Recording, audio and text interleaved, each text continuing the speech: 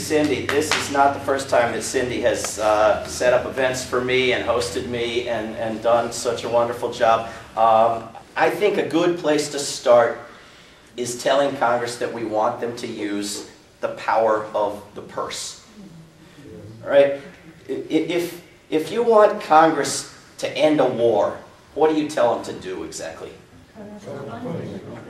And so you tell them that what you want is a commitment to vote no on this $33 billion supplemental for the wars. Stop that money. And if they want to sign on to other bills, fine, but that's fun and games. That's talk. That's not action. And I'm sick of talk. And I want action. And if the House says no to the money, then the Senate and the President can do whatever they damn well please, but they can't fight wars. We only need the House. We only need the House to stop Wall Street bailouts. We only need the House to stop wars. We only need the House for oversight and subpoenas and impeachment. We only need a committee. They will come back at you, however, with the idea that putting the money into the wars creates jobs.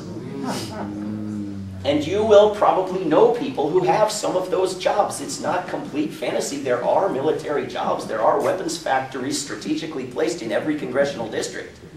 And yet, putting money into the military, even domestically, into weapons factories, much less foreign wars and bases, destroys jobs. It hollows out our economy for the simple reason that there is nothing else that anyone has ever dreamed up that they could have done with that money that wouldn't have produced more and better jobs.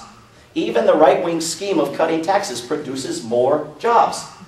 And the majority American scheme of putting money into education and green jobs, you know, we do tax credits for green jobs. Imagine if Lockheed Martin had to get by on tax credits. You know, we put money into the military. If we put money into green jobs and transportation and infrastructure and construction and education, well, then we have a better place to live, but you also have a much stronger impact on the economy. So don't fall for that stuff. If you go to defundwar.org, you will find a chart of where every Congress member stands. You will find the cost to your district in tax dollars. You will find an explanation of why you have to multiply that by 5. You will find the cost to into your district of contract money to weapons makers. You will find all the information on why military funding destroys jobs. Get polls of people in your district where they stand, and you can take all of that to the media and to your Congress member's office. And you can sit there and say, why won't you represent us?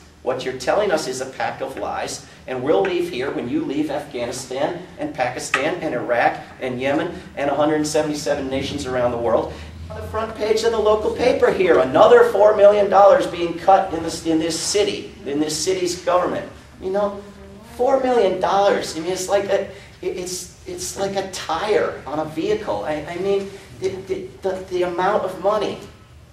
We have a request now for the record military budget, second in a streak of 2 record military budgets, $708 billion plus the war money with an initial chunk of $33 billion that we're going to stop, plus the money in the State Department and the VA and Energy Department and Homeland Security and the CIA, you know, $1 trillion, easily, easily.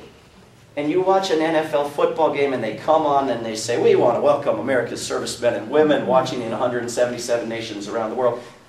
What the hell are we doing in 177 nations around the world? $140 billion a year. $140 billion a year to make people hate us. Because their relationship to us is with our bases occupying their countries. Ban war profiteering.